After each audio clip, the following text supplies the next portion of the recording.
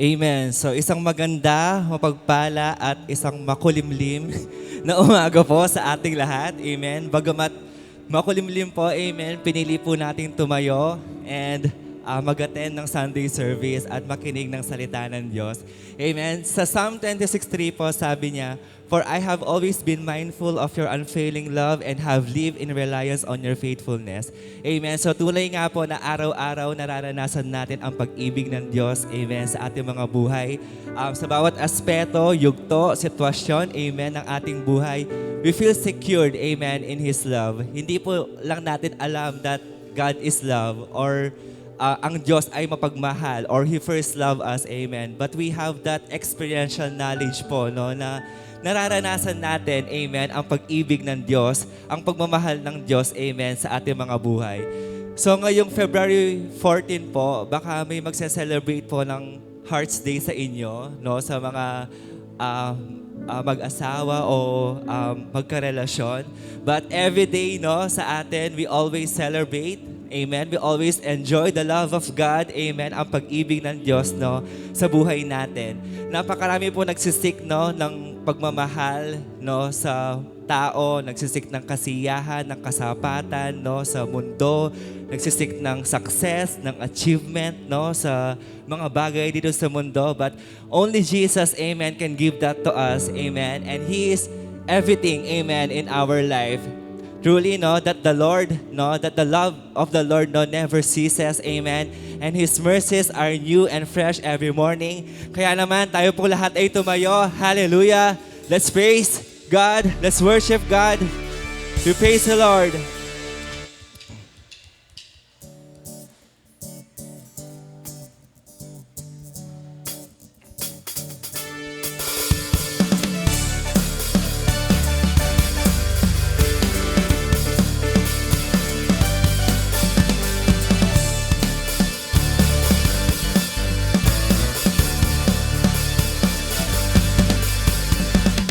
I know He rescued my soul. His blood covered my sin. I believe.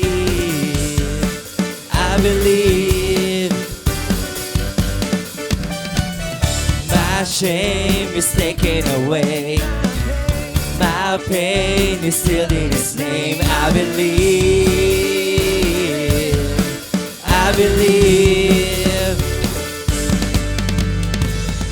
I raise a banner, 'cause my Lord has conquered the grave. My Redeemer lives.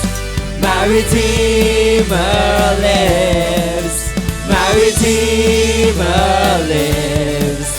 My Redeemer lives.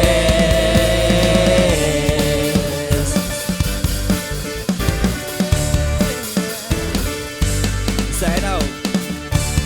I know He rescued my soul. His blood has covered my sin. I believe.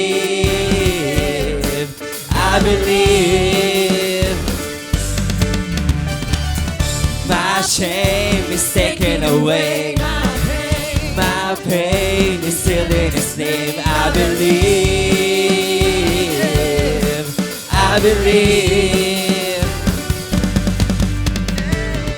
I raise a banner, 'cause my Lord has conquered the grave. My Redeemer lives. My Redeemer lives. My Redeemer lives. My Redeemer lives. My Redeemer lives. My Redeemer lives. My Redeemer lives. My Redeemer lives. You lift my burden as I rise with you and dancing on this mountain top. See your kingdom come. My Redeemer lives. My Redeemer lives. My Redeemer lives. My Redeemer lives.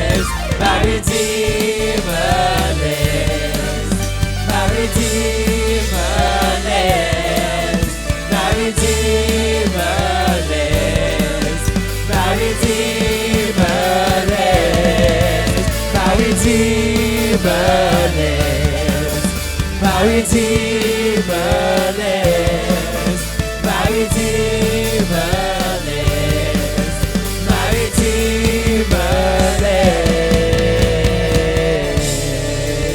Praise the Lord. Hallelujah. Let's continue praising Him.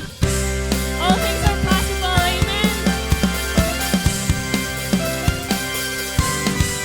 Hallelujah.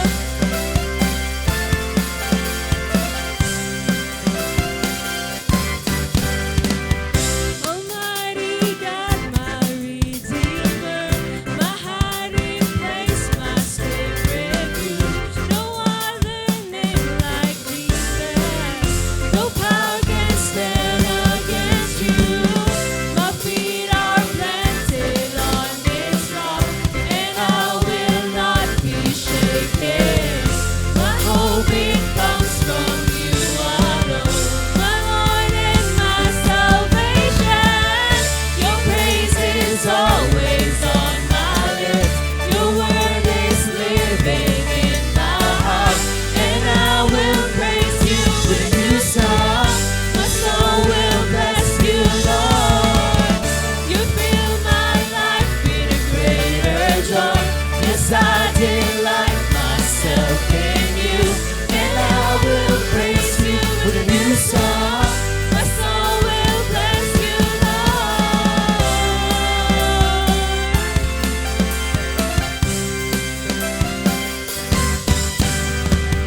My feet are planted on this rock, and I will not be shaken. My hope it comes from you alone, my Lord and my salvation. Your praise is always on my lips. Your word is living in my heart, and I will praise you with a new song. My soul will bless you, Lord. You fill my life with a greater joy. Yes, I delight myself in you, and I will praise you with a new song. My soul will bless you, Lord. When I am weak, you make me strong. When I'm poor, I know I'm rich, for in the power of your name. All things are possible. All things are possible. All things are possible. All things are possible. Your praise is always on my lips. Your word is living in my heart, and I will praise you with a new song. My soul will bless you, Lord. You fill my life with a greater joy. Yes, I delight myself in you, and I will praise you with a new song. My soul will bless you, Lord. When I am weak, you make me strong.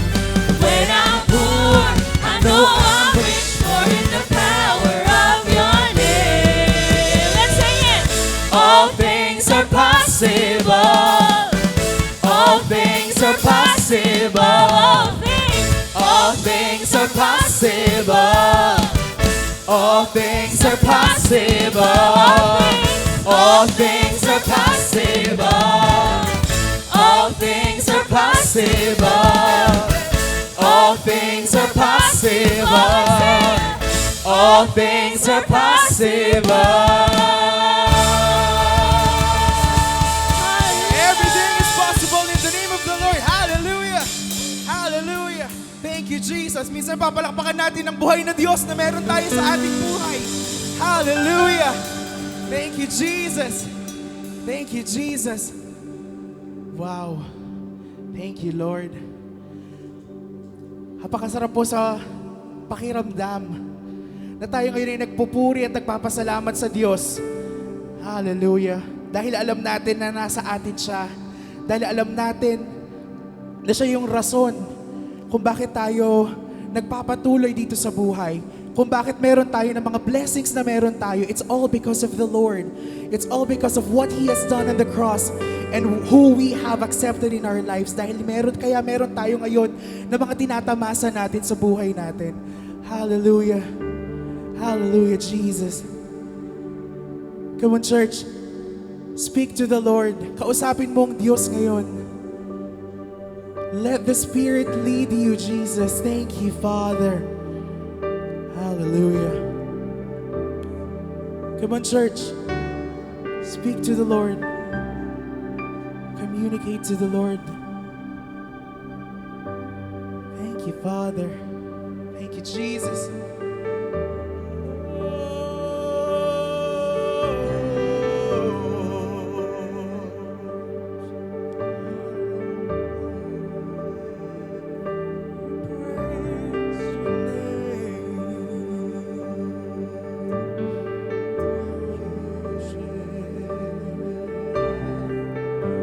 Spirit lead me.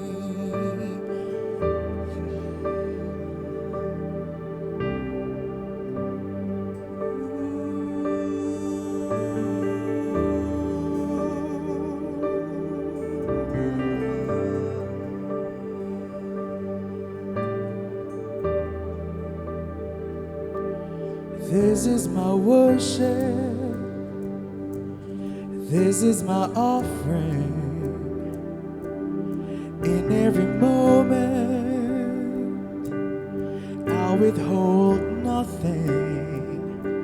I'm learning to trust you, even when I can't see it. And even in suffering, I had to believe it. If you say it's wrong, then I'll say no. If you say release, I'm letting go. If you're in it with me, I'll begin. And when you say to jump, I'm diving in. When you say be still, then I will wait. When you say to trust, I will obey. I don't wanna follow my own ways. I'm not chasing feelings. Spirit, lead me.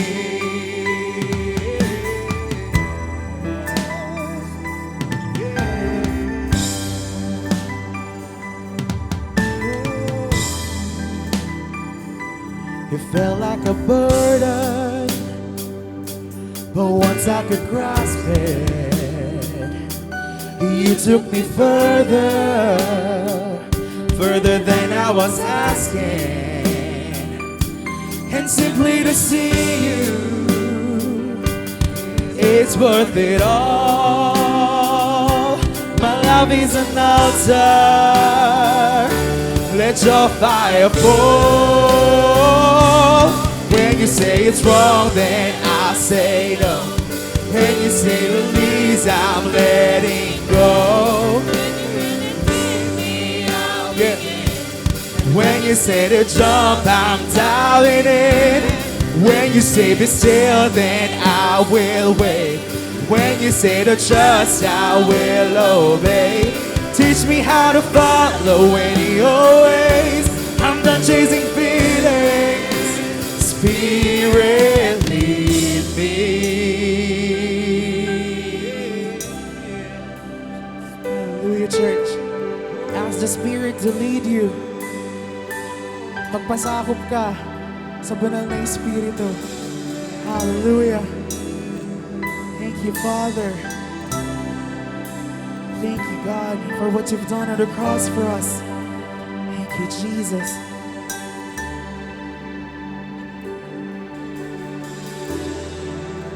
When all hope is gone and your word is all I got, I have to believe you still bring water from the rocks to satisfy my thirst, to love me at my worst.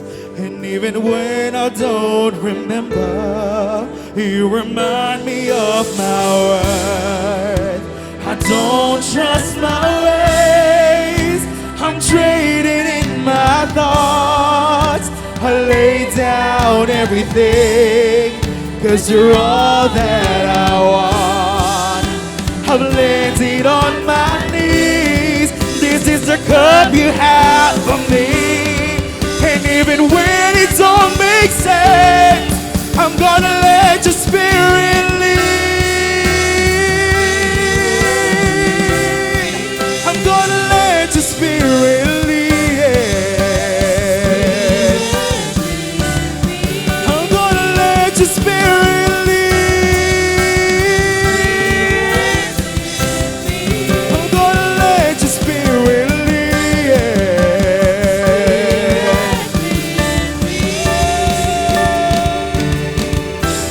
Spirit, lead me where my trust is without borders. Let me walk upon the waters wherever you would call me. Take me deeper than my feet could ever wander. Come on, church. Let the Spirit lead you. Spirit, lead me where my trust is without borders. Let me walk upon the waters wherever you would call me.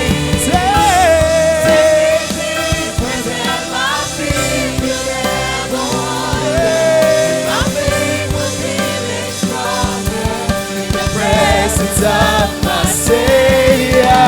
Spirit lead. It's without borders. Let me walk upon the waters wherever you would call me.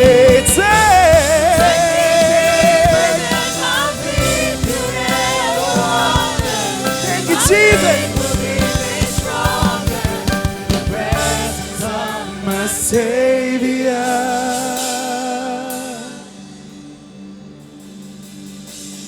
If you say it's wrong, then I'll say no.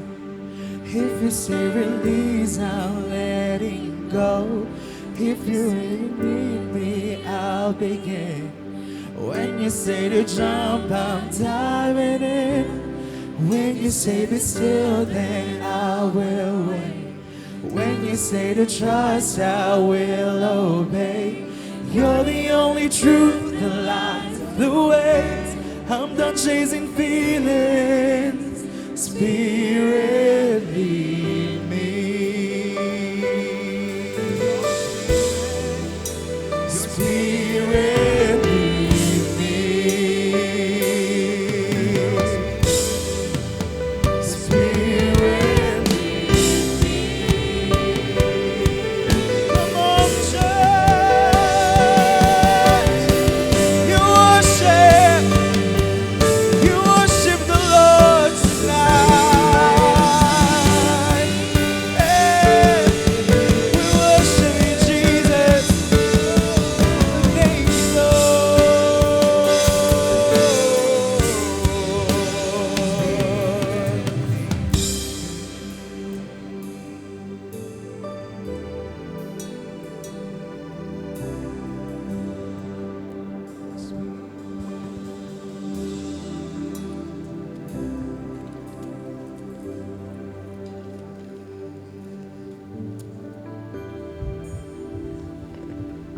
Thank you, Jesus. We glorify your name, O God.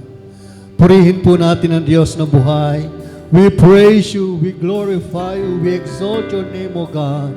We magnify your holy name. Thank you, Lord. Salamat, Panginoon, ngayong umaga. Salamat sa kapangyarihan ng Banal na Espiritu na kumikilos sa aming kalagitnaan.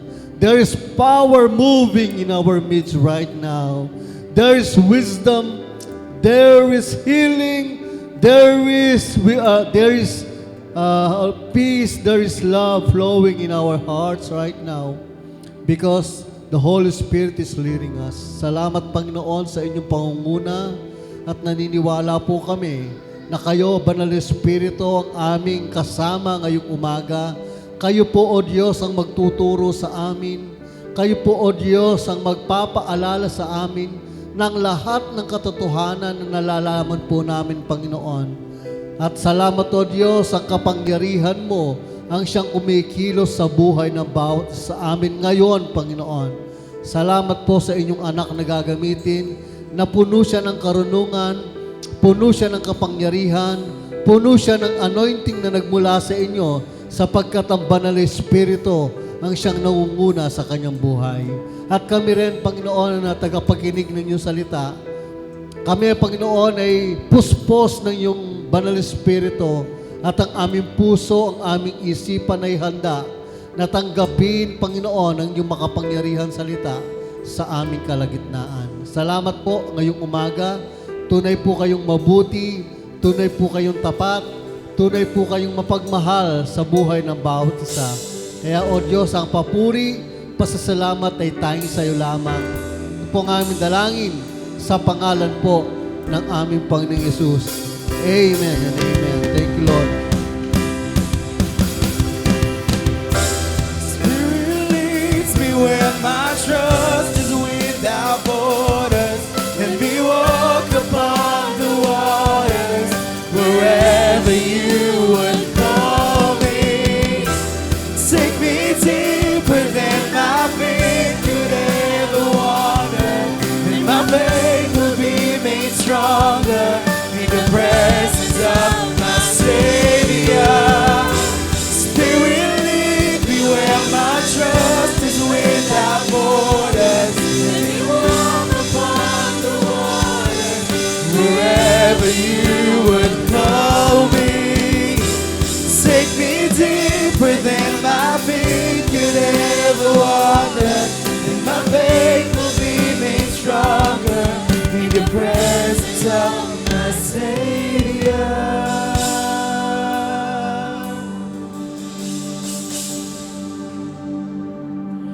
If you say it's wrong, then I'll say no. If you say release, I'm letting go. If you're ready with me, I'll begin. When you say to jump, I'm diving in. When you say be still, then I will wait. When you say to trust, I will obey. You're the only truth, the life, the way. I'm done chasing feelings. Spirit, lead me.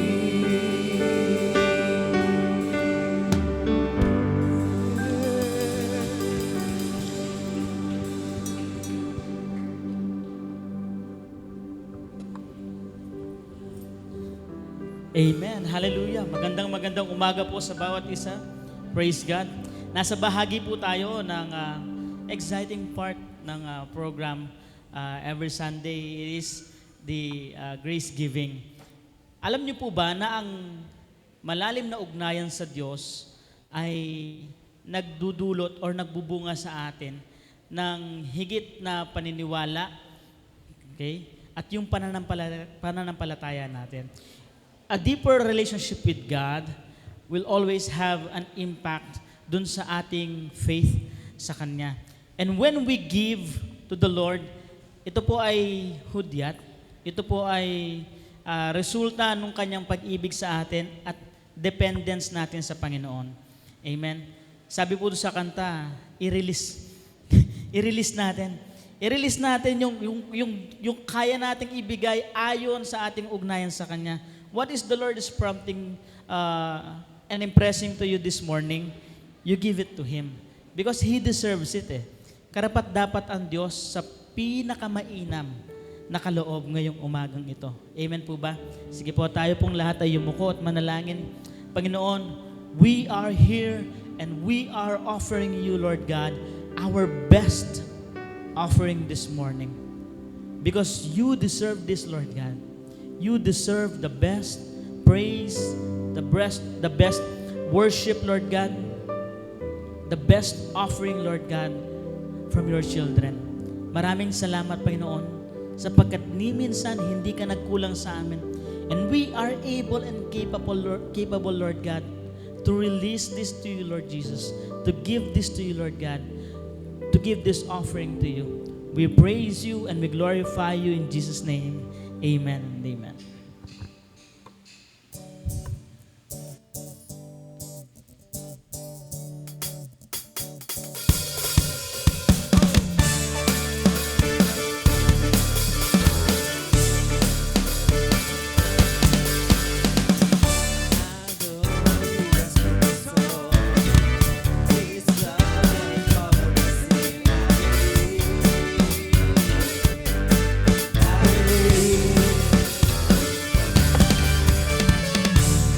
shame is taken away. My pain is still in His name. I believe. Ayan po, wala pong naibigay sa akin na papel, kaya inaanyayahan ko po na tayo lahat ay tumayo at i-welcome natin ang isa't isa.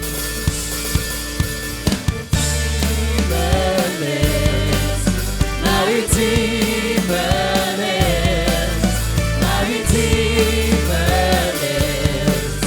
My Redeemer lives. My Redeemer lives. My Redeemer lives. My Redeemer lives. My Redeemer lives.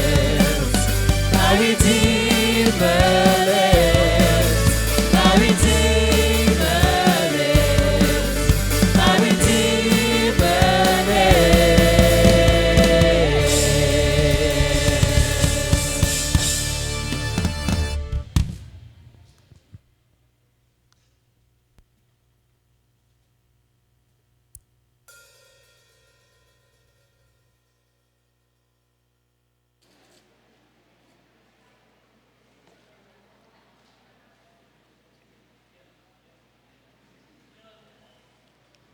Good morning po sa ating lahat. Morning. Bago po ako mag-start, hindi po siya nakuhanan ng pangalan, maaga siyang dumating eh. Nice po nating i-welcome po si Brother Elmer Garcia. Siya po yung asawa ni Ate Marcel na kapatid ni Pastor. So ano ko po siya, Bilas? Ayun po, nasa dulo po siya.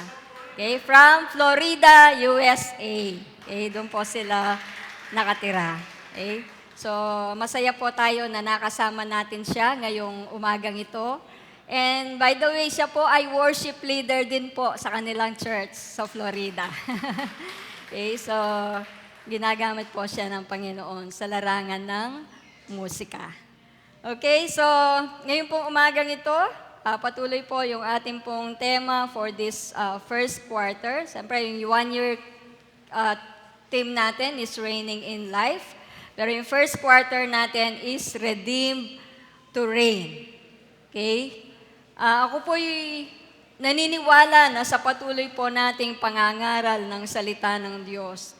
Especially in this church, we do not preach ourselves, no? Hindi po yung mga sarili natin ang pinapangaral natin, hindi yung nagagawa ng church ang pinapangaral natin, kundi si Kristo at ang Kanyang ginawa para sa atin. Amen?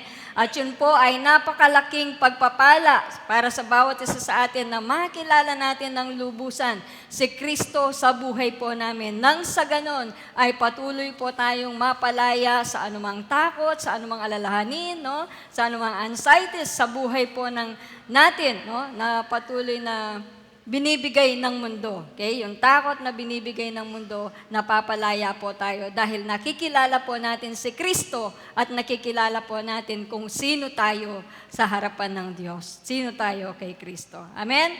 Okay, so ang topic po natin ngayon ay redeemed from the curse. Okay, yung pong redeem or word redemption, I believe ay malinaw pong naipangaral ni Sir Chris, Pastor Chris last Sunday. Okay? Natalakay po niya yung redemption.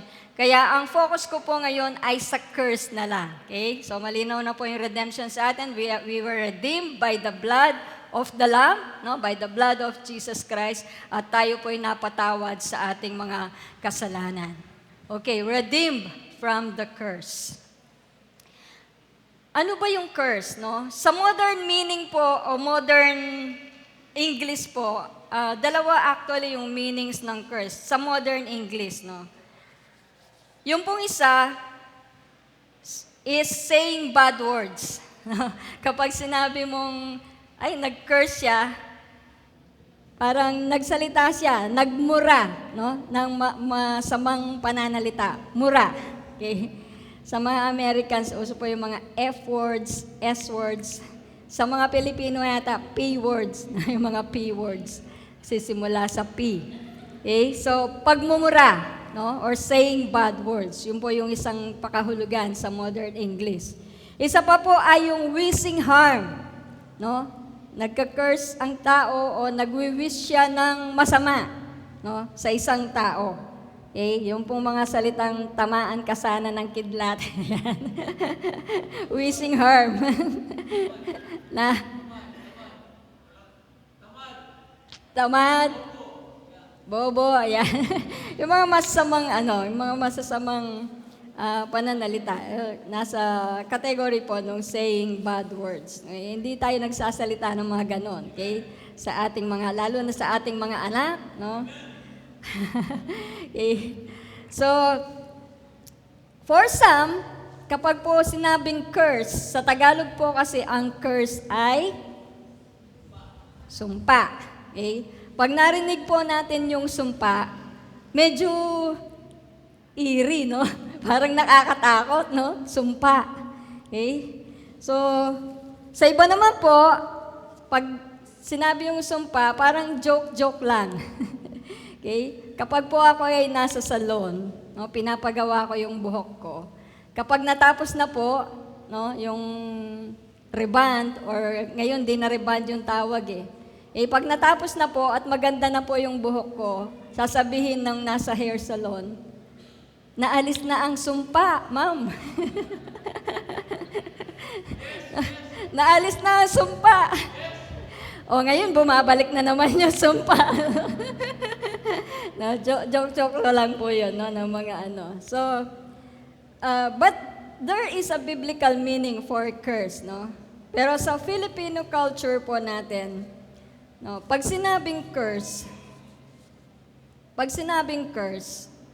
it is related to kulam or sorcery, witchcraft. Di ba? Kapag sinabing nating sumpa, okay? Ito po ay dinala ng ating mga ninuno, no? Tradition, superstitious belief, no? Kulam, usog. Po ang ating baby, imasimasan niya, or nagsasalita ka ng maganda sa kanya, puwera usog. Ginagawa pa ba yun ngayon? Puwera usog. Yung sa'yo, ni-hinder niya yung usog, no? Okay? Sa English kasi yung evil eye hex, no? Parang nagkakas ka ng spell, no? Usog. Or naipamana sa pamilya, no? Tinatawag na generational curses. So, naniniwala yung mga Pilipino na halimbawa, palaging nagkakasakit, no, sa pamilya, no? Ito ay ipinamana o kaya sunod-sunod na kamalasan, sunod-sunod na trahedya. Okay? Para bang may sumusunod na masamang espiritu sa kanila, no, sa bawat lahi ng pamilya. Okay? So halimbawa, bawat pamilya ay mayroong hindi nagkakaanak, ganon. Bawat pamilya ay bawat henerasyon, laging nagkakasakit ng ganito. So, ang paniniwala nila, dahil ito ay cursed, sumpa sa kanilang pamilya. Okay? So, meron din po na, ano yun? Out of revenge or ganti, no? Kaya sila nahirapan ngayon, kaya ganito nangyayari sa kanila, nagkakandamalas sila, no? Dahil ito ay ganti ng mga naunang ninuno nila. Okay? Or magical curse, o yung nagkakast ng spell, yung magical curse. Kung alam po ninyo yung Maleficent, alam po ba niyo yung movie na Maleficent? Di po ba kinurse niya si Aurora, no? Na sa kanyang kaarawan on her 16th birthday, no, tutusok ng spindle yung kanyang kamay at siya ay matutulog. Diba? Sleeping Beauty, matutulog siya. At ang tanging makakapag-break ng spell ni Maleficent, no, yung kinas na spell ni Maleficent ay true love's kiss. No? Yung kiss ng tunay na nagmamahal sa kanya. Okay? Kung alam po natin ang kwento, hindi yung prince yung nakapag nag-break ng spell, kundi yung mismong pag-ibig ni Maleficent, no, yung kiss niya, no, kay Aurora ang siyang nagpagising kay Aurora. No? Binibigyan ko lang po kayo ng example ng magical curse. Okay? Of course, iba po yung paniniwala natin about curse. Mamaya po, tatalakayin natin. Or worse, no? Ang mga Pilipino naniniwala na ang mga nararanasang karamdaman, no, yung kamalasan sa buhay, yung mga trahedya sa buhay, no, ay nanggagaling sa Diyos. Galing sa Diyos, yung curse. No? Ganun po yung ibang paniniwala ng mga tao. Hindi lamang po mga Filipino, no? Kundi yung mga ibang tao sa ibang lugar. No? So, ang pinapaniwala nila na anumang nangyayaring trahedya sa buhay nila o kalamidad o mga karamdaman, no? Kahirapan sa buhay, mga sufferings sa buhay ay nanggagaling sa Diyos. Okay? So, malinaw na po ito sa atin na anumang bagay na masama, anumang bagay na evil, ay hindi po galing sa Diyos. Okay po? So, lahat po ng nanggagaling sa Diyos ay mabubuti, magaganda. Okay? So, walang masama na nanggagaling sa Kanya. Pero dahil po ito ay nakasanayan, okay, ng mga tao, no? Ito po ay nagdudulot ng takot, no? Even in Christians. Minsan kahit tayo po ay nasa kaharian na ng Diyos, nasa pamilya na ng Diyos, tayo ay Kristiyano na, pero kung minsan ay nagdudulot pa rin ang mga tradisyong ito o yung mga maling paniniwala, maling theology ng takot sa mga buhay po natin. No? Yung kulam, sorcery actually, they are real practices. Kahit ang Biblia, sinasabi niya, may mga talagang nagpa-practice, no, ng sorcery, ng kulam. Kaya nga po, yung mga iba, no, yung protection nila sa mga ganitong curses ay mga objects like anting-anting, di ba? Kung ano yun yung mga sinasabit, sinusuot, no, tawas, orasyon, di ba? Sa mga traditional natin, sa mga lolo, lola. Sino po yung mga lola dito? Na naranasan po ba ninyo? Ako po, naranasan ko pa yung pinapatawas ako ng lola ko. Oh. So, iba't ibang pamamaraan para maproteksyonan ang tao, ginagawa ng tao. Dahil nga, ito yung kanilang paniniwala. So, sabi ko nga, Scripture never denies that people practice sorcery. But the Bible, the Scripture, condemns sorcery, no? Ang sorcery ay karumaldumal, no? Abomination in the sight of God. Ito po ay karumaldumal sa harapan ng Diyos, okay? So, yung abomination to God, kapag sinabi kasing sorcery, may tinatawag na divination, no? Charmer, casting spells, talking to spirits, di ba? Nangungusap sa mga patay na o sa mga espiritu, fortune teller, no?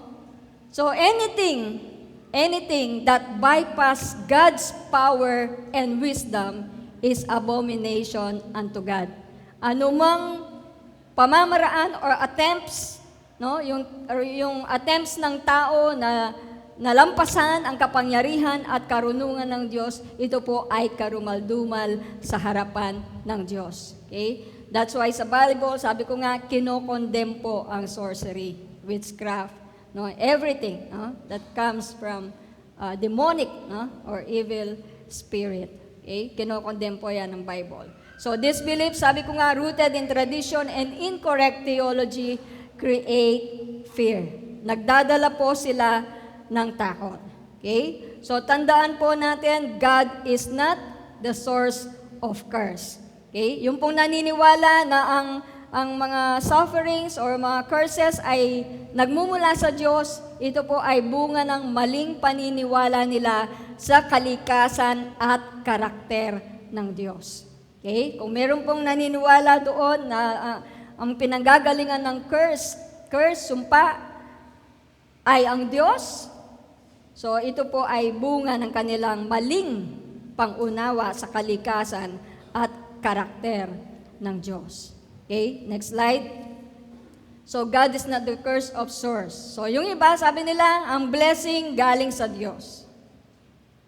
Totoo naman, ang blessing ay galing sa Diyos. Pero yung paniniwala nila, yung blessing galing sa Diyos at ang curse galing din sa Diyos.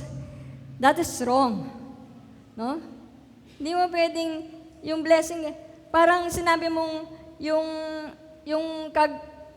karamdaman yung karamdaman ay galing sa Diyos, yung kagalingan ay galing din sa Kanya. Parang ganun yun eh. No? That God is a life giver and God is also a life taker. No? Siya ang nagbibigay ng buhay, siya din yung kumukuha ng buhay. So that's wrong. No? Hindi po ang Diyos ang nagbibigay, kumukuha ng buhay at hindi rin po siya ang pinanggagalingan ng anumang karamdaman. Okay? Pasasakitin kanya, bibigyan kanya ng karamdaman, tapos siya pa rin yung magpapagaling. Di ba? Parang, no, it's not the character, it's not the nature of God na ikaw ay bigyan ng karamdaman. Hindi po galing sa Diyos. No, para bang yung Diyos, kapag mabait ka, pagpapalain ka. Kapag galit siya, susumpain ka. No, that's wrong. Okay? And even kahit mabait ka, yung blessing na nasa atin, yung pagpapala na nasa atin, ay hindi po bunga ng kabaitan. It's only by the grace of God. Kung tayo man ngayon ay tinatawag na pinagpala, blessed, no? We are blessed because of Christ alone. No? Tayo po ay pinagpala dahil lamang po kay Kristo. Hindi dahil tayo ay mabait, hindi tayo ay dahil gumagawa ng mabuti, no? Napakarami nating natulungan, hindi po. It is by the grace of God. We don't deserve the grace, but God gave it to us. Amen? So, yun po ang ating pagpapala sa ating Panginoon. So, sabi po ng James 1, chapter 1, verse 17, every good gift and perfect gift is from above. No? Every good and perfect gift is from above. So, lahat ng nanggagaling sa Diyos ay mabuti and comes down from the Father of lights. He is the Father of lights. Siya po ang Ama ng liwanag. No, wala pong kadiliman sa Kanya, di ba? With whom there is no variation or shadow of turning. Walang kadiliman sa Kanya at hindi siya nababago. He is the Father of lights. Hindi po siya Father of darkness. He is the Father of lights. No, lahat ng nanggagaling sa Kanya ay liwanag, walang kadiliman, walang masama. And we are in His kingdom of lights. No, tayo po ay nasa kaharian ng liwanag ng Diyos because He is our Father of lights. Christ also, Jesus is the light. Sabi niya, I am the light of the world. Siya ang liwanag. No? Kapag sinabi po natin, the Father of lights, then Jesus is the light, means Jesus is God manifest in the flesh. No? Siya po ang Diyos na nagkatawang tao. Kaya nga po, kung gusto nating makilala kung sino ang Diyos, kilalanin natin kung sino si Kristo.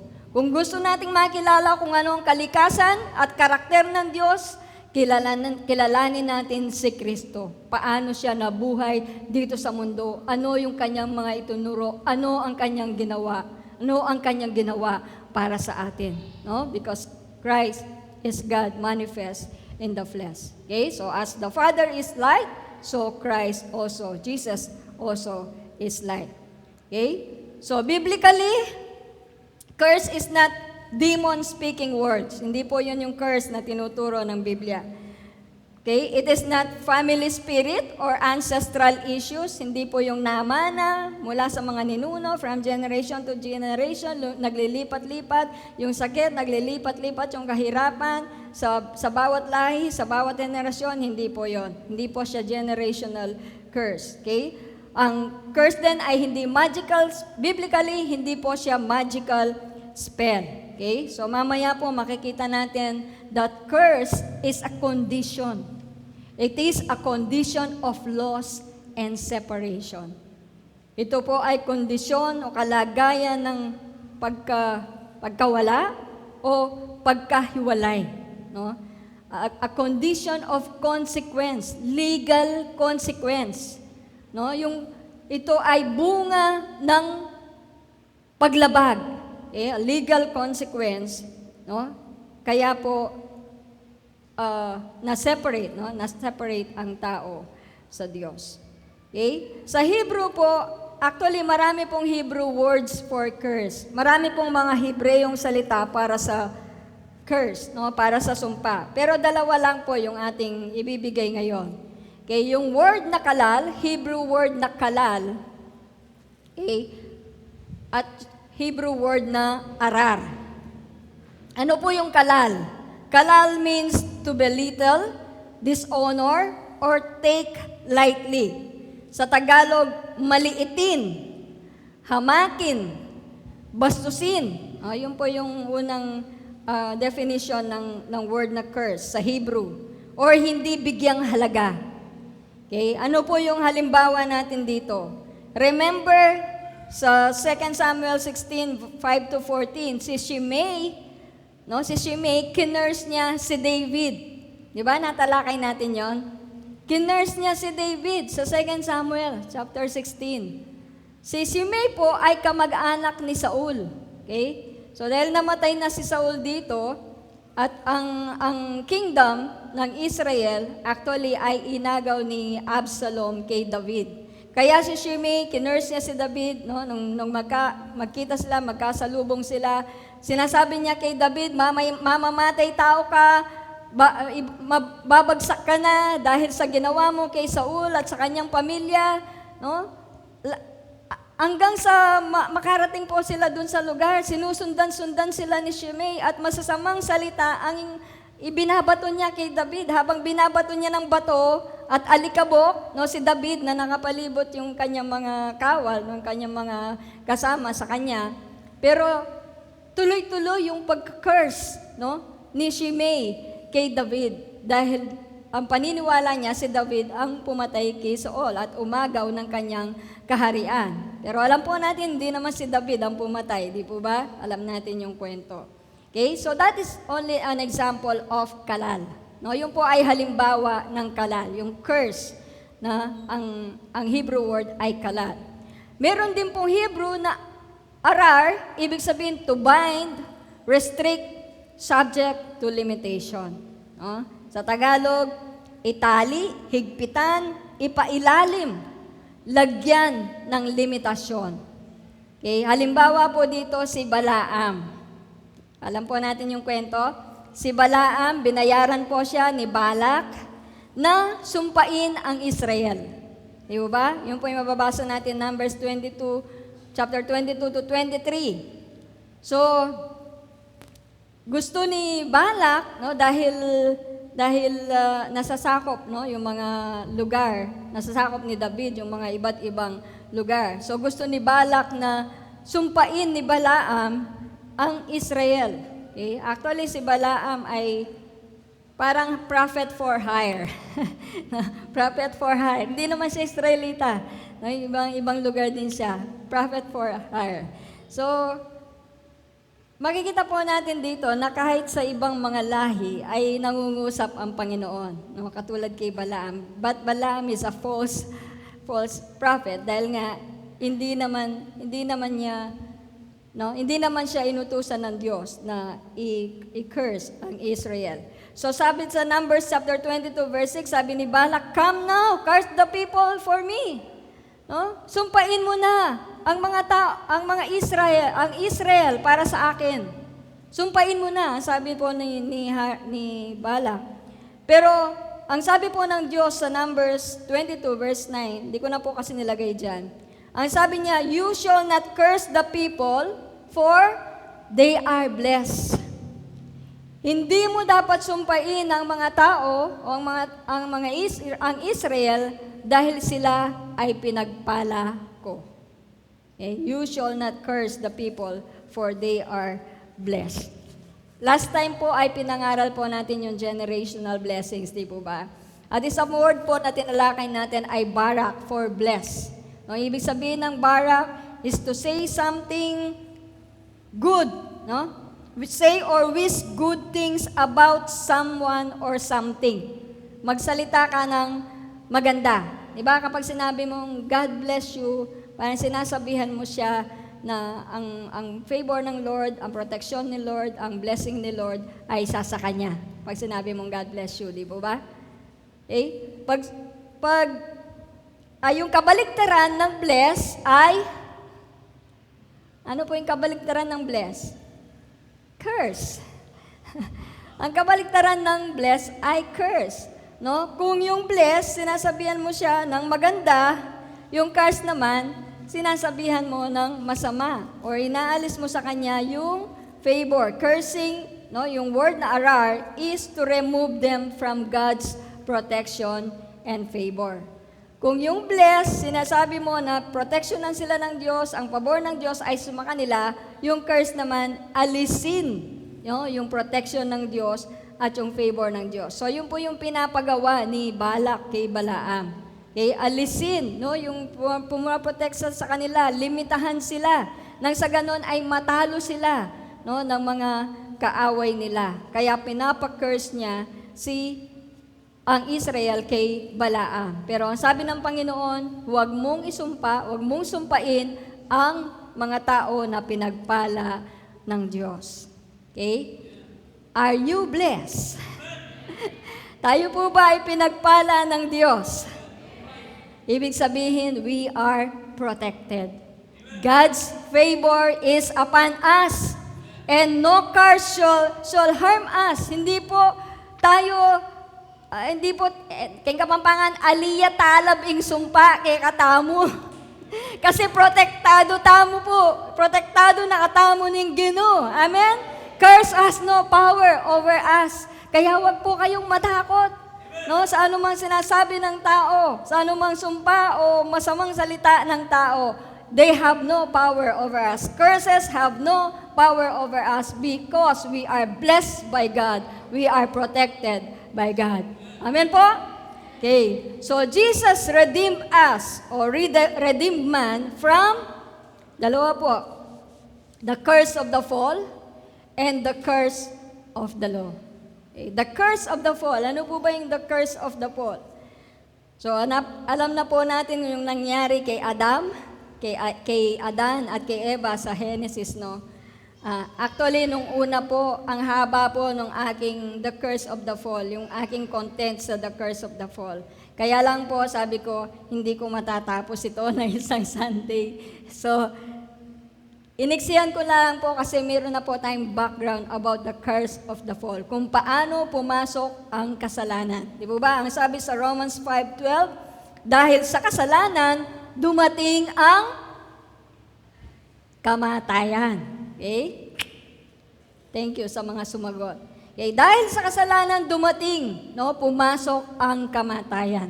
Because Adam represents human race, no? Lahat po ng mga taong ipinanganak from Adam, okay, sila po ay naapektuhan, no, ng kasalanan, ng bunga ng kasalanan, at ito ay kamatayan. Kaya nga po sa 1 Corinthians 15:22a, for as in Adam, all die. No, lahat, no, ay namamatay dahil sa kanilang kaugnayan kay Adan. Pero may kasunod po 'yon. Gayon din naman, mabubuhay ang lahat dahil sa kanilang kaugnayan kay Kristo. Diba? Yun po tayo. Nabuhay tayo dahil sa kaugnayan natin kay Kristo. Noong una, nahiwalay tayo sa Diyos, na-separate tayo, yun po yung ibig sabihin ng death, separation from God. Nahiwalay tayo sa proteksyon ng Diyos, nahiwalay tayo sa pinagkukunan ng buhay. No, nahiwalay tayo sa mga kabutihan, sa mga mabubuting bagay ng Diyos. Pero because of Christ, tayo po ay na-reconcile with God. No, tayo po ay napanumbalik, nagkaroon muli ng kaugnayan sa Diyos, at tayo po ay binigyan ng buhay. Okay? So, eternal life, no? Hindi lamang po ito pang New Testament. Sa Garden of Eden, nandun na po yung eternal life na binibigay ng Diyos. No, in the Garden of Eden, God has made Adam and Eve to choose, no, between life and death. Di ba ba? May tree of life. May tree of life doon. Hindi lamang po yung tree of the good of knowledge and evil, no? Fruit of the good of knowledge and evil. Kundi nandoon yung tree of life. That is the life, no? The eternal life na gusto ng Diyos na maibigay sa tao. Kaya lang, Adam rejected, no? That life, no? Ito po ay nireject nila. Kaya po kinakailangang mayroong mamatay na Kristo, no? Para nang sa ganon ang buhay na yon ay may balik muli. Okay?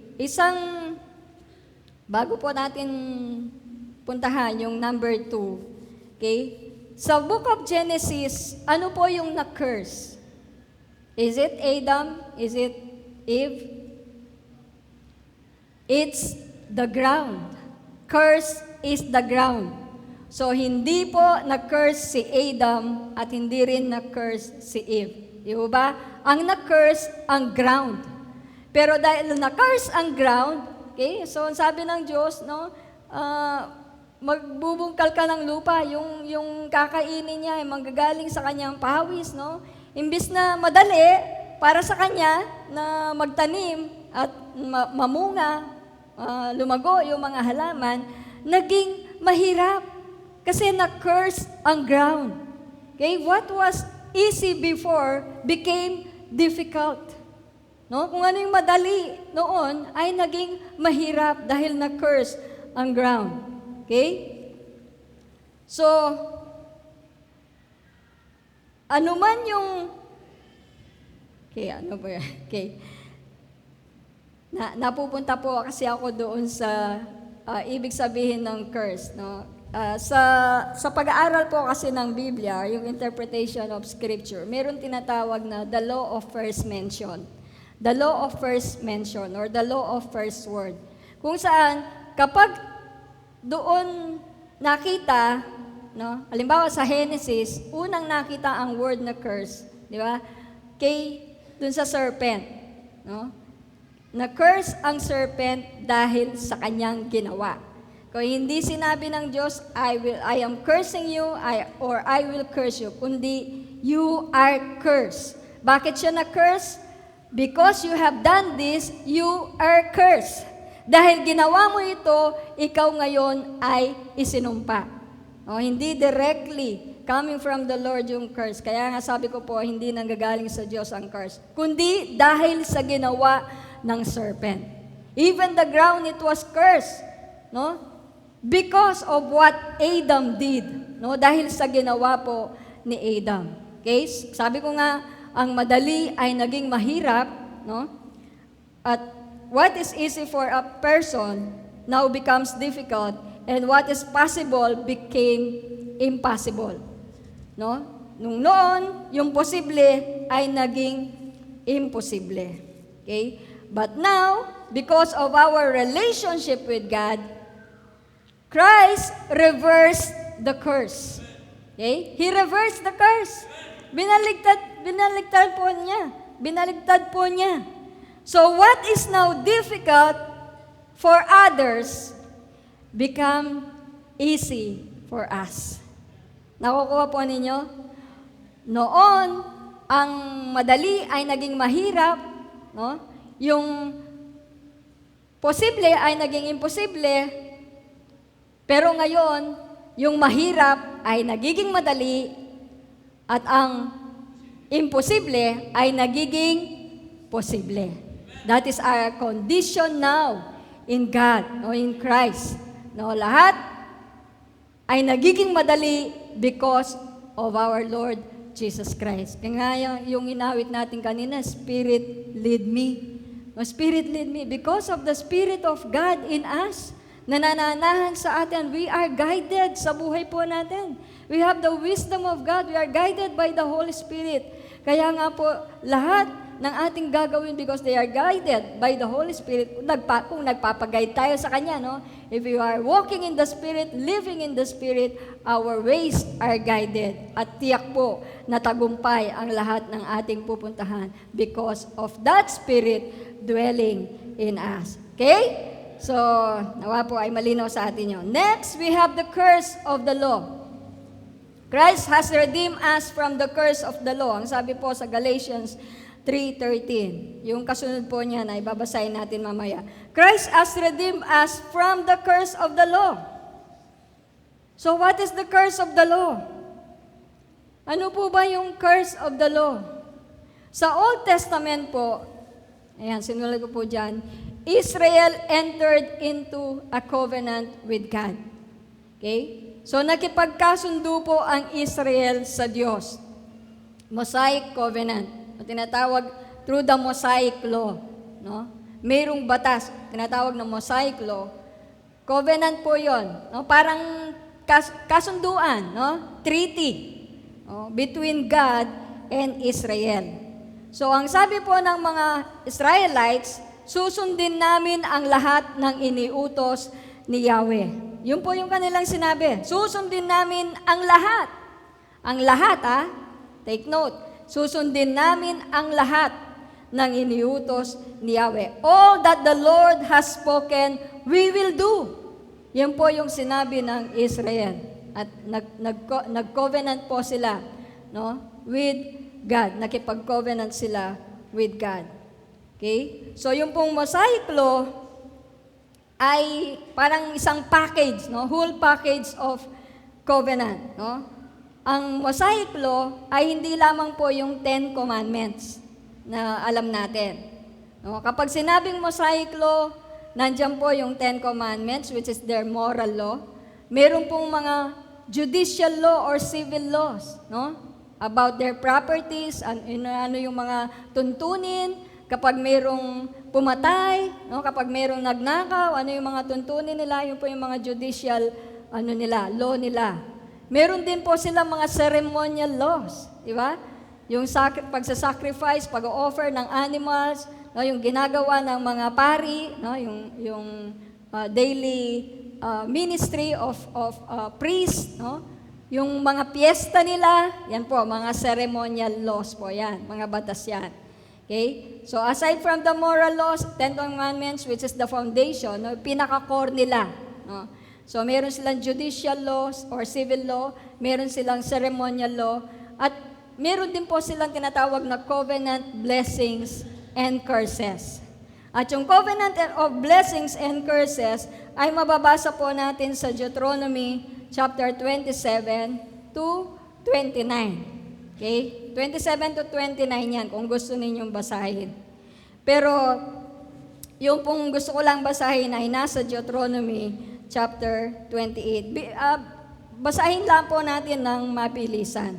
Okay? Ano po yung Mosaic law? Under the Mosaic law, no, blessings will be given for obedience. Ibig sabihin, pagpapalain ng mga Israelites kapag sila ay susunod sa mga kautusan. Okay? Pagpapala, ang mararanasan nila sa kanilang pagsunod, curses naman, sumpa sa kanilang hindi pagsunod. So yun po yung nakasaad sa Deuteronomy. Basahin ko lamang po yung iilan. So sabi po sa Deuteronomy 28, verses 1 to, mamaya, hanggang 15 po yata ito. Kung susundin lamang ninyo si Yahweh na inyong Diyos, okay, pakinggan po natin mabuti. Kung susundin lamang ninyo si Yahweh na inyong Diyos at tutuparin ang kanyang mga utos, gagawin niya kayong pinakadakila sa lahat ng mga bansa at sa balat ng lupa. Mapapasa inyo ang lahat ng mga pagpapalang ito kung susundin ninyo ang Diyos nyong si Yahweh. So ito po, nilist down po niya yung mga pagpapala. Ano po yung mga pagpapalang ito? Pagpapalain niya kayo sa inyong mga bayan at sa inyong mga bukid. Pagpapalain niya kayo ng maraming anak, masaganang ani sa inyong lupain at maraming alagang hayop. Pagpapalain niya ang imbakan ng inyong inaning butil at mga pagkaing nagmumula roon. Pagpapalain niya kayo sa lahat ng inyong gagawin. Ang mga kaaway na magtatangkang lumaban sa inyo ay matatalo nyo sa tulong ni Yahweh. Sasalakayin nila kayo, ngunit magkakanya-kanya sila ng pagtakas. Pagpapalain niya ang inyong mga kamalig at lahat ng inyong gagawin, pagpapalain niya kayo sa lupaing ibibigay niya sa inyo. Tulad ng pangako ni Yahweh, kayo'y gagawin niyang isang bansang matatag at nakalaan sa Kanya kung susundin ninyo siya at tutuparin ang Kanyang mga tuntunin. Sa ganon, makikita ng lahat ng bansa na kayo'y Kanyang bayan at matatakot sila sa inyo. Pasasaganain niya kayo sa lahat ng bagay pagdating nyo sa lupaing ibibigay niya sa inyo. Pararamihin niya ang inyong mga anak at mga hayop at pasasaganain ang ani ng inyong bukirin. Bubuksan niya ang langit upang ibuhos sa inyo ang ulan sa kapanahunan. Pagpapalain nga niya kayo sa lahat ng inyong gagawin. Dahil dito, hindi kayo mangungutang, sa halip kayo pa ang magpapautang sa ibang bansa. Gagawin kayo ng Diyos ninyong si Yahweh na pinuno ng mga bansa at hindi tagasunod. Uunlad kayo at hindi mabibigo kung susundin ninyong mabuti ang Kanyang mga utos na ibinibigay ko sa inyo ngayon. Huwag ninyong lalabagin ang alinman sa sinasabi ko sa inyo. Huwag kayong lilihis sa kanan o sa kaliwa. Huwag kayong tatalikod kay Yahweh, ni sasamba o maglilingkod sa mga Diyos-Diyosan. So yun po yung tinatawag na covenant blessings ng Deuteronomy chapter 28. Okay? So kapag sila ay mag-o-obey, susunod sa mga tuntunin ng Diyos o sa kautusan, sila po ay pagpapalain. Okay, ang tanong, yung po bang mga blessings, no? Kasi karamihan po ng mga Kristiyano, karamihan ng mga tao, ito po yung ginogol po nila sa buhay. Itong mga blessings na to, mga external blessings, no? Pagpapala, kasaganaan, no? Kalusugan, ano pa yung mga tagumpay. Ito po yung minimithi ng tao, di po ba? Ito yung ginogol niya. Okay? So yung po mga blessings na ito na nakatala sa Deuteronomy 28, ang tanong ko po, para sa atin po ba ito? Para sa atin po ba ito? Hindi po. Hindi po. Para kanino lamang to? Para sa Israel lamang. Okay? Very good student po si Pastor. Nag-aaral po tayo ng salita ng Diyos. Okay? So, marami po mga Kristiyano ginagamit ito. Maraming mga pastor pinapangaral ito para sa mga mananampalataya. But technically, ang Deuteronomy chapter 28, yung blessings and curses also, ay hindi po para sa atin. Ito po ay para sa Israel lamang. Dahil sila po ang nakipag-covenant sa Diyos. Specifically, no, for Israel. It is exclusively for Israel. Next slide yata po yun. Okay? So, Mosaic Law is not a universal theology. Hindi para sa lahat yung kautusan ni Moses. It is a covenant-specific legislation. Di ba sinabi ko kanina, yung Mosaic Law, hindi lamang yung Ten Commandments, hindi lang yung judicial, hindi lang yung ceremonial, pati yung mga covenant blessings and curses. Kasama po yan sa kautusan, no? sa Mosaic Law. Mababasa po niya yan natin sa Exodus, Leviticus, Numbers, Deuteronomy, kaya yung mga batas. Ang Mosaic Law ay meron 613 law, no? According to sa Jewish tradition, 613 na batas. Okay? So sabi po nila ito ay yung 248, yun po ay bahagi sa katawan ng tao. Meron daw po tayong 248 parts. At yung 365 is the days in a year. Kaya a total of 613. Sabi lang po nila, hindi ko alam kung gaano katotoo. Si Kuya Elmer, nurse din po siya. Tama po ba? 248 yung part ng tao. X-ray. X-ray pala. Okay? So, 248. Hindi ko po alam kung gaano katotoo yun. Okay? Pero yun po yung saying, no, ng mga Jews, no, na ito ay ibig sabihin ang buhay natin, no, ay nakasalalay sa Diyos for 365 days for 1 year, no? For 1 year. Okay? So it is not for us, no? It applies exclusively to Israel, no? Gentiles were not under the Mosaic law. Okay? Tandaan po natin 'yon. Tayo na mga hentil, no, yung mga hentil kapag hindi ka Hudyo, kapag hindi ka Israelite, ikaw ay hentil. Okay? Kaya tayo po ay kabilang sa mga hentil. So, kahit tayong mga hentil, we were not under the Mosaic law. Hindi po tayo na under sa Mosaic law. Kaya po, yung mga pagpapala na binasa ko po, no, na minsan minimithi ng mga tao, hindi po yun para sa atin. Pero ano yung para sa atin? Do you know that we have received the greatest, the superior, the best blessing we could ever have? And that is Jesus Christ. We have received the greatest blessing. Hindi lamang po yung mga sinasabi sa Deuteronomy, ang mga blessings, no? Yung material lang po yun, external lang po yun. Ang pinakamagandang blessing, pinakamainam na blessing na pagpapala na ating natanggap ay si Kristo na sumasa atin. Christ in us. Nanahan ng Diyos sa atin. Diba ba? Nanahan ng Diyos sa atin. Yun po yung pinakamalaking pagpapala natin. Kasama natin ang Diyos at siya'y nananahan sa buhay po natin. Okay? Yung mga material blessing, susunod na lang po yan kasi we have the greatest blessing. Amen. Gusto ko po yung mga responses ni Pastor. Nakakabuhay po yan, di ba? Kapag kayo'y nag-amen, nakakabuhay yan. Nakakabuhay. Nakakapagbigay sigla, no? Sa nangangaral ng salita ng Diyos. Kaya kung uma-agree po kayo, say amen. Say yes. Tama. Sabihin mo, tama. Sige, preach it, Pastor. Okay.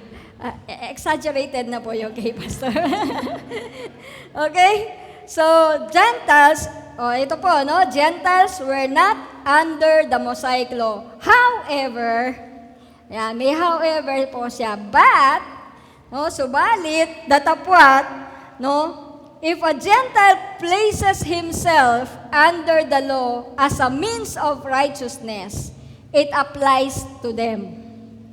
Kung ang hentil na hindi naman under the law, hindi naman under Mosaic law, pero inilalagay niya ang kanyang sarili dahil pinapaniwalaan niya na ang batas ang siyang makakapagbigay ng katuwiran sa kanya, therefore, it applies to him. Naka-apply sa kanya. Bagamat hindi siya, no, wala siya sa ilalim ng batas, pero dahil sinusunod niya kung ano sinasabi ng batas, therefore, nakapailalim pa rin siya sa batas. Okay, so ito po ang sinasabi ng Romans 2:14. For when Gentiles who do not have the law, by nature do the things of the law, no? Wala sila sa law, hindi sila under the law, but they do the things in the law, these, although not having the law, are a law to themselves. Nagiging batas sa kanila. Napapailalim po sila sa batas. May Tagalog po ba yan? Romans 2:14. Okay? Kapag ang mga hentil na hindi saklaw ng kautusan ay gumagawa batay sa panuntunan nito, ayon sa kanilang likas na pag-iisip, ito'y nagiging kautusan na para sa kanila. Okay? So if Gentile, pinapailalim niya ang sarili niya sa batas kahit hindi siya under the Mosaic law, pero dahil pinailalim niya, dahil pinaniniwalaan niya na sa pamamagitan nito ay magiging katanggap-tanggap siya sa Diyos, magiging matuwid siya sa Diyos. This is how he relates with God. Ito yung paraan niya para makipag-ugnayan siya sa Diyos. Therefore, then, no, he is also under the law. Okay? So, malinaw po yon. Okay? So, kung yung mga blessings ay hindi po para sa atin, ito ay para sa Israel lang. Therefore, yung mga curses, ay hindi rin po para sa atin. Di ba? Basahin ko lang po yung ilan. Okay? Subalit, no? Deuteronomy 28 pa rin. Subalit kung hindi kayo makikinig kay Yahweh na inyong Diyos at hindi susunod sa kanyang mga utos at mga tuntuning ibinibigay ko sa inyo ngayon, mangyayari sa inyo ang mga sumpang ito. Susumpain niya kayo, ang inyong mga lunsod at inyong mga bukid, susumpain niya ang baka ng inyong inaning butil at mga pagkain na nagmumula roon, susumpain niya kayo at magkakaroon lamang kayo ng iilang anak, mahinang ani at kaunting alagang hayop. Mabibigo kayo sa lahat ng inyong gagawin. Padadalhan niya kayo ng kahirapan, kaguluhan, kabiguan sa lahat ng inyong mga gagawin hanggang sa kayo'y malipol. Gagawin niya ito dahil sa pagtalikod niyo sa Kanya, hindi niya kayo aalisan ng salot hanggang sa maubos kayo sa lupayang ibibigay niya sa inyo. Lilipulin kayo ni Yahweh sa pamamagitan ng sakit ng pagkatuyo, nag-aapoy na lagnat, pamamaga ng katawan at sakit sa balat. Padadalhan niya kayo ng matinding init at tagtuyot. Hindi kayo titigilan ng mga ito hanggang sa hindi kayo nalilipol. Ipagkakait sa inyo ang ulan at dahil dito magiging parang bakal ang lupa dahil sa pagkatigang. Paulanan kayo ni Yahweh ng alikabok sa halip na tubig hanggang sa kayo'y lubusang mapuksa, etc., etc., etc. Kung babasahin po natin hanggang sa dulo, puro mga sumpa na. No? Puro mga curses na. No? Okay. So, katulad po ng akin po sinabi kanina, kung yung mga blessings sa Deuteronomy 28 ay hindi para sa atin, kundi para sa Israel lamang, ganun din po yung mga curses, no, na nakatala doon. So ano po yung mga curses na nakatala doon? They are sanctions, no, covenant sanctions. Ibig sabihin ito ay mga bunga, no, penalty. Ano yung penalty? Parusa. Okay? Ito ay bunga ng kanilang paglabag, no? Nakaakibat doon, nakatali doon, yung covenant ng Israel sa Diyos. So, hindi po sila spells, hindi sila magical spells, hindi rin sila generational curses. They are judicial consequence of sin. Judicial consequences of sin. O, bunga ng kanilang pagsuway, bunga ng kanilang mga ginawang pagkakasala. Okay? Bunga ng paglabag. Kasi yun po yung nakatakda sa batas. Kung ano yung nakasulat sa batas na parusa, yun po yung kanilang matatamasa, yun po yung kanilang mararanasan kapag sinuway nila ang batas. No? Kapag ikaw ay pumatay, ikaw ay babatuhin din hanggang mamatay. Di ba? Kapag ikaw ay nangalunya, babatuhin ka hanggang mamatay. Yun po ay nakasaad sa kanilang mga batas. No? Kaya for 613 na batas, okay, ang sinasabi po ng salita ng Diyos, labagin mo lamang yung isa, ay nilabag mo na ang lahat. Okay? 613 laws na mga batas. Ang sabi po ng salita ng Diyos, labagin mo ang isa, nilabag mo na ang lahat. So, sino po yung makakatupad ng lahat? Ha? Isa lang yung nilabag mo. Nilabag mo na lahat. Next slide.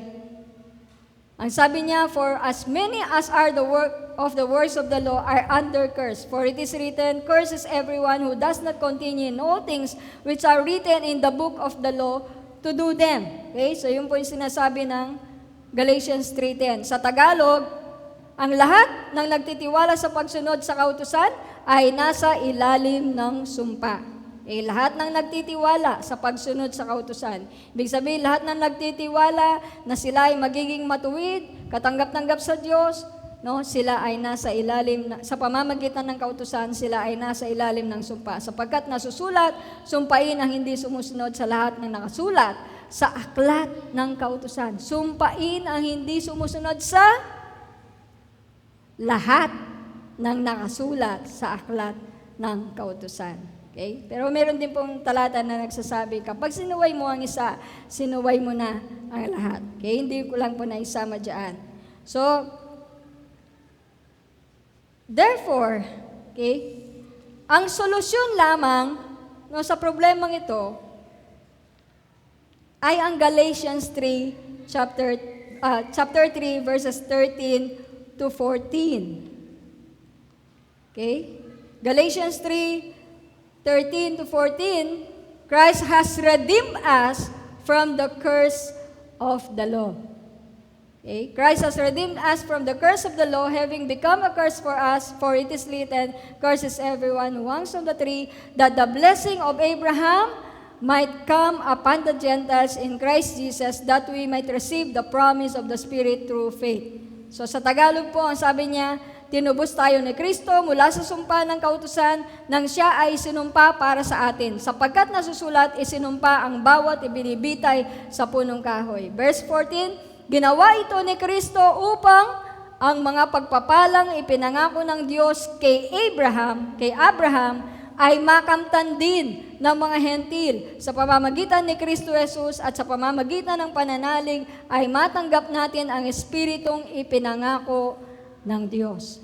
Okay? So ano po ba yung pangako, ipinangako ng Diyos kay Abraham? What is God's promise to Abraham?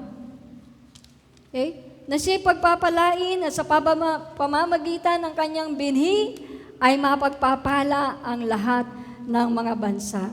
At ito po ay sa pamamagitan ni Kristo.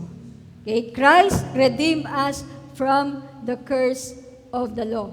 Ibig sabihin, naging curse siya, naging sumpa siya. No? Nung siya ay napako sa krus, inabsorb niya lahat. Yung sumpa. No? Diba, mayroon po tayong curse of the fall. Lahat na nagkasala. No? Lahat ay naapektuhan ng ginawa ni Adan. Pero through Christ, no, inabsorb po niya lahat. Biner niya lahat, no, on the cross, ang lahat ng sumpa. Siya po ay naging legal substitution natin.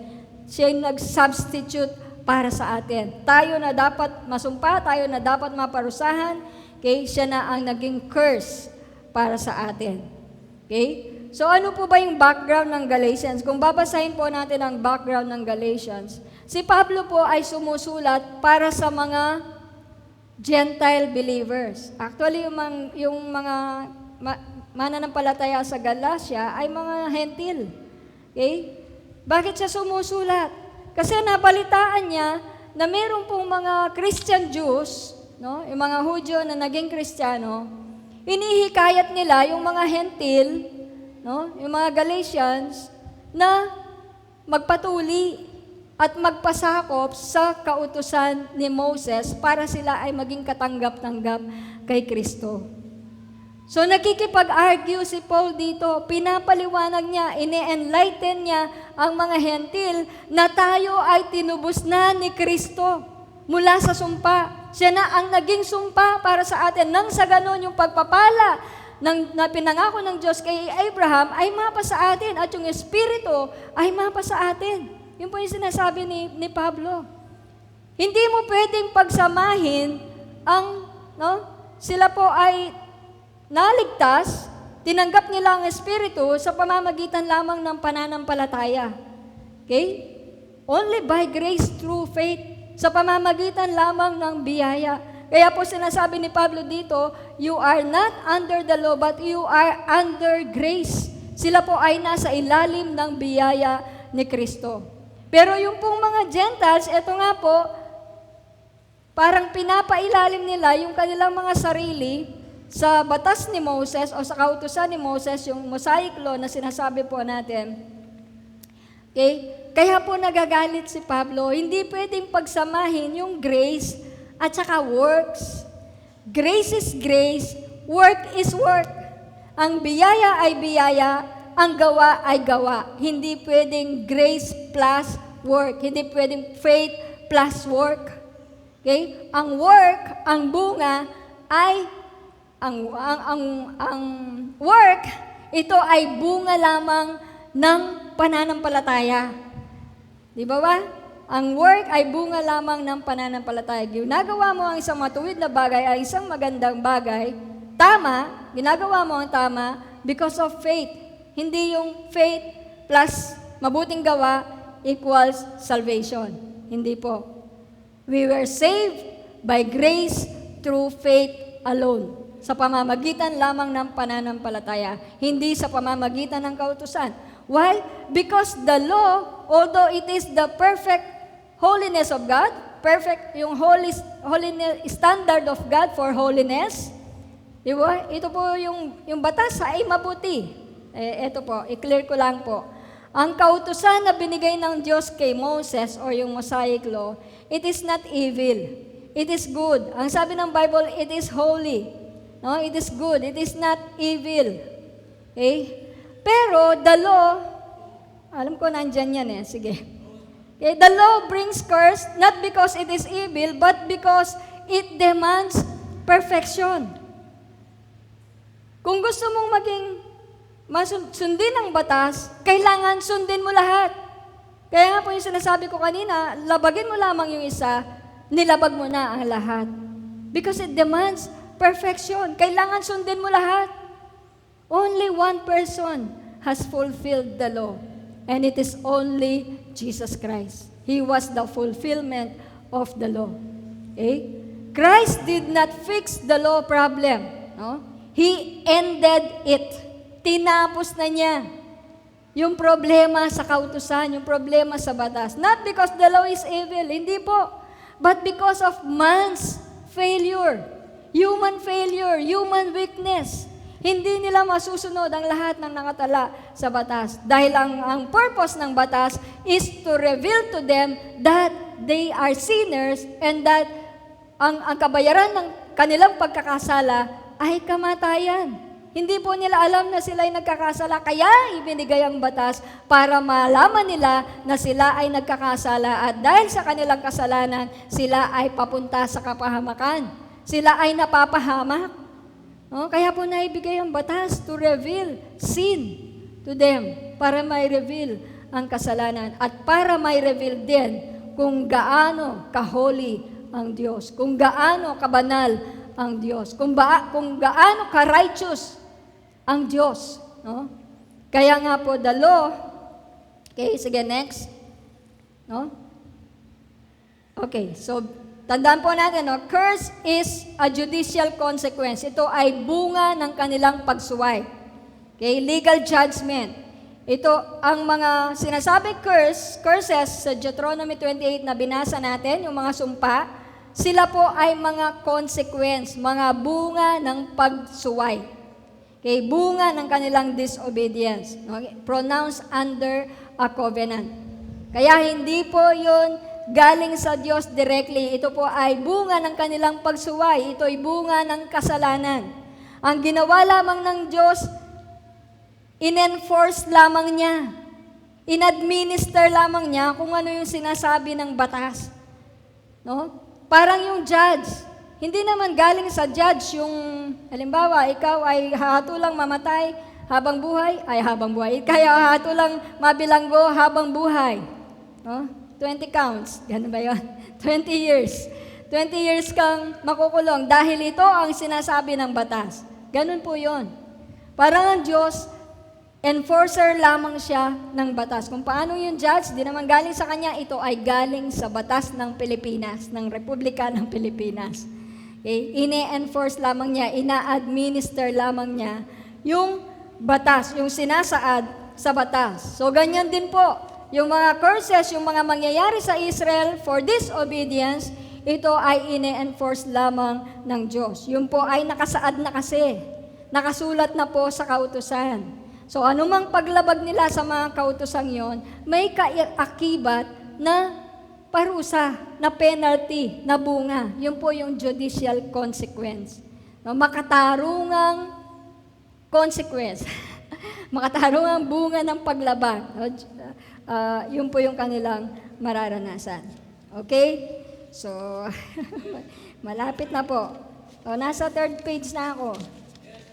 Okay, next slide. Sige po, i-ano na lang natin yung sa slides natin. Okay, so what the curse of the law means, the law is holy, but it is not redemptive. Ang batas ay holy, pero hindi siya nagtutubos. Ibig sabihin, hindi siya nakakapagligtas. He cannot save man. Okay? The law reveals sin, but, pinapahayag niya ang kasalanan, but cannot fix sin. The law could not do about sin. No, wala siyang magagawa para i-fix ang kasalanan. So once you choose the law, you accept its terms. Ano po yung terms niya? It's either you obey all, sundin mo ang lahat, obey all, or kapag nilabag mo ang isa, you are guilty of all. Okay? Labagin mo lang yung isa, you are guilty of all. So Christ did not fix the law problem, He ended it as a means of righteousness. Hindi kasi nakakapagbigay ng katuwiran ang batas. Ang tanging makakapagbigay ng katuwiran sa tao ay yung ginawa ni Kristo. Sa pamamagitan ng ginawa ni Kristo, tayo ay pinaging matuwid. Tayo ay pinaging banal. Sa pamamagitan ng biyaya ni Kristo, tayo ngayon ay malinis na, karapat-dapat na, matuwid na sa harapan ng Diyos. Amen? Okay, next. Okay. So, it has two outcomes. Yung binasa natin kanina, the blessing of Abraham and the promise of the Spirit. So, nasa sa atin na po ang Espiritu ng Diyos. Yun po yung pinakamalaking blessing na ating natanggap mula sa Panginoon. Amen? So, conclusion na tayo. Okay? So, tandaan po natin, as our conclusion, God is not the source of curse. Ano man po yung pinagdadaanan mong kahirapan, karamdaman, no, problema sa pamilya, no, problema sa kaugnayan sa kapamilya, hindi niya inaalaw yun. He does not delight. No? God, hindi po nasisiyahan ng Diyos sa anumang masamang nangyayari po sa buhay ng tao. Ang kalooban po niya ay matamasa natin ng isang buhay na ganap at buhay na kasiyasiya. At nakapag-first base na tayo because we have Christ. No, meron na tayong Kristo sa buhay po natin. So yung pong abundant life, no, yun po ay kaakibat, no, kasama sa tinanggap nating pagpapala at yan po ay si Kristo. So God is light, there is no darkness in Him. Hindi po galing sa Kanya ang anumang kadiliman sa buhay because He is light. No, He is not behind death, poverty, sickness, misery, tragedy. Okay? God was not behind Adam's misery. Hindi po ang Diyos ang dahilan kung bakit nahirapan si Adam. It was sin that brought death, and with death came the curse. So redemption now is complete. Jesus ended the curse. Inend na po niya. Tapos na. Tapos na. At tapos na rin po ako. Okay? So redemption is complete. Tandaan po natin, kompleto na po ang pagtubos ni Kristo sa atin. Wala tayo sa ilalim ng kautusan, wala tayo sa ilalim ng sumpa, nasa ilalim tayo ng biyaya ng Diyos, nasa ilalim tayo ng pagpapala ng Diyos, nasa ilalim tayo ng proteksyon ng Diyos, nasa ilalim tayo ng tagumpay ng Diyos, nasa ilalim tayo ng pabor ng Diyos, etc., etc. Amen po? So tayo pong lahat ay pinagpala, tayong lahat ay blessed ng Panginoon because of Christ. Christ ended the law and Christ, no, did not fix the law, but ended the law. Thank you po. Music.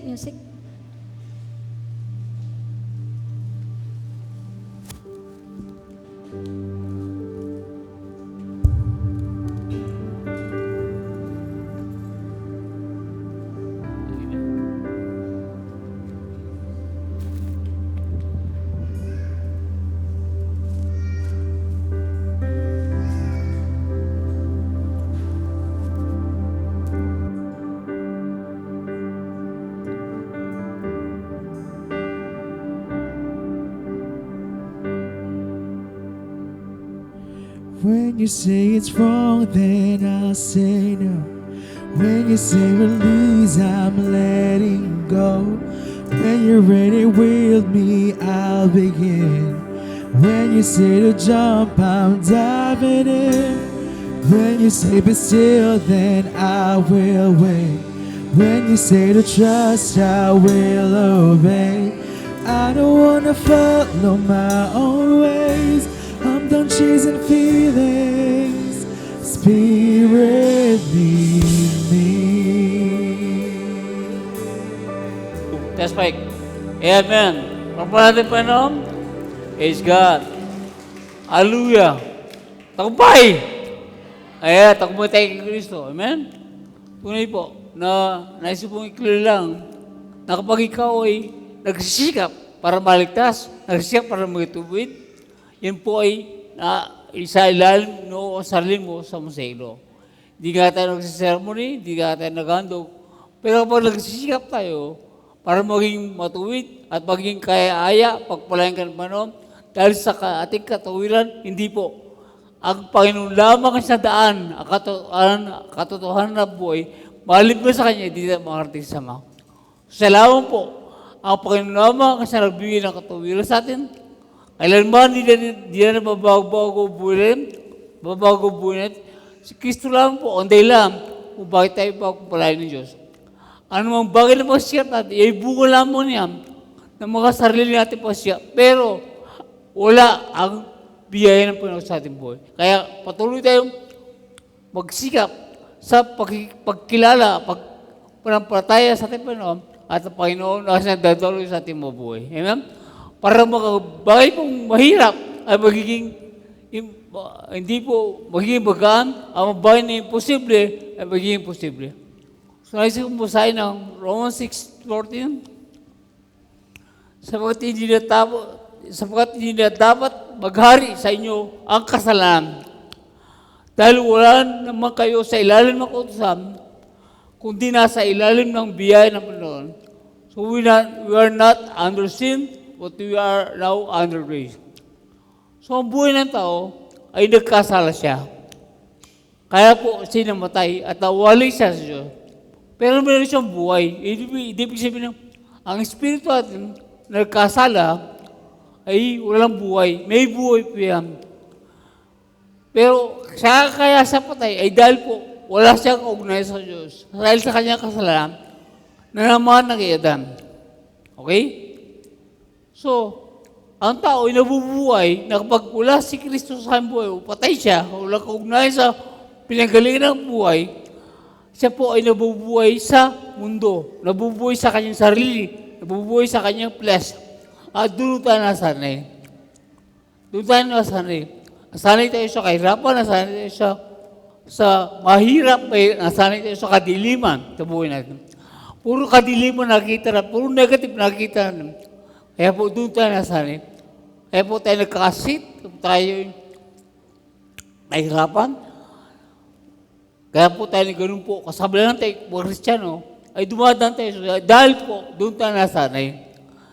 Pero ngayon, na tayo po ay nasa ilalim ng biyaya ng Panginoon na tinanggap mo si Kristo. Dahil sa kabiyaya, kaya mo natanggap siya, dahil namatay siya sa iyo, o dahil sa biyaya ng Diyos, hindi tayo dapat namatay si Kristo. Pero tayo siya po'y ginawa niya matay dahil sa kanyang pag-ibig. Hindi tayo dapat na mapapatawad, hindi tayo dapat na papalain, hindi tayo dapat maging anak. Pero, binigay ng Diyos dahil sa kanyang biyaya. That it's only by the grace of God. Amen? So now, doon tayo dapat masanay. Kung sino tayo ngayon kay Kristo. Hindi na tayo masanay sa atin kung sino tayo sa laman.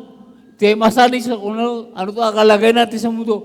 Kung digit nating masanayan kung ano tayo kay Kristo. Ano tayo ngayon sa biyaya ng Panginoon, hindi sa ilalim ng kasalanan.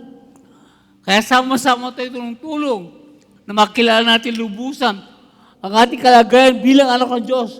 Kung sino tayo noon. Tayo pinagpala, tayo pinagaling, tayo patuwid, tayo ay nasa karya ng Diyos, tayo ngayon ay namumuro sa mundo ito. Tayo hindi nasa ilalim ng kasalanan, kasinungalingan, kahirapan, kalaswaan, kabisyo, kasinungalingan, kundi nasa ilalim ito ng kabutihan, kaliwanagan ng ating buhay. Doon daw tayo masanay ngayon sa ating mga buhay. Amen? Sama-sama tayo tulong-tulong. Ang mga salita niya, ang siyang patuloy ang magigabay sa atin at ang Espiritu natin ay kakausapin niya. Ang Espiritu ng Diyos ay kakausapin niya. Ang Espiritu natin kung sino tayo. The Spirit of God, Romans 8:16, the Spirit of God bear witness to your spirit that you are a child of God. Walang katibayan na ikaw anak ng Diyos. May katibayan ba? Wala. May katibayan ka ba? Tumid ka ba? Wala katibayan. May katibayan ka bang pinagpalak? Wala ka nga pere. May katibayan ka bang pinagaling lang? May sakit nga ako eh. May katibayan ka? Yes, ang katibayan mo ay ang kanyang espiritu ay nangungusap sa iyong espiritu kung sino ka sa magitan ng salita pa. Kaya doon tayo masanay. Nasanay po tayo sa ating laman, nasanay tayo sa sariling karunungan, sariling pangunawa, nasanay tayo sa mundo. Naway masanay tayo sa spiritual. Amen? Masanay tayo lumakad sa pananampalataya. Amen? Na hindi nakikita, pero totoo. Nakita mo Diyos? So hindi mo nakikita, hindi totoo. No. Kahit hindi mo nakikita Diyos, totoo siya. Dahil ang kabanalan, ang Espiritu ng Diyos ay nagsasata sa ating Espiritu. Meron Diyos. Amen? Meron Diyos. Amen? Oo. Hindi mo nakikita, pero naniniwala ka may Diyos. Naniniwala ka pang may heaven? Naniniwala ka pang may hell? Why? Because the Holy Spirit talk to your spirit. Nangungusap nga yung Espiritu sa Espiritu na merong mga ito na wala sa mata, pero totoo. Dahil yan po ay sa magitan ng pananampalataya at kaya hearing the Word of God, faith cometh. Ay napakalaga, sartan po. Napakalaga pakinggan. Napakalaga ang ating group empowerment. Ay napakalaga yan. Pastor kung patuloy tayo ma-remind at doon tayo masanay sa ating buhay kung sino tayo at doon tipo tayo ay kung sino tayo sa hinarap. At kung sino tayo sa ngayon na bilang anak ng Diyos ay ganoon tayo sa eternity sa ating buhay. At doon tayo mabuhay. At tunay po at tayo may dalang sigla, may dalang buhay sa mga tao dahil buhay na buhay si Kristo sa ating mga buhay. Amen? Kaya, ang sasabi natin, araw-araw natin bubuhay dahil kay Kristo, tagumpay! Tagumpay! Yes! May problema, tagumpay! May kirap, tagumpay! Dahil si Kristo ay sama natin sa ating mabuhay. We are not under curse. We are under grace of God. Amen? Wala tayo sa ilalim ng sumpa, kundi nata sa ilalim tayo ng biyaya ng Diyos. Amen! Tagumpay! Hello, tumayo. Amen. Brother Elmer, God bless you po. Hallelujah, Lord. We thank you, Lord. We thank you for your messenger, Panginoon, sa mga ito. Salamat, Panginoon, sa iyong buhay. Salamat, Panginoon, sa iyong mga salita.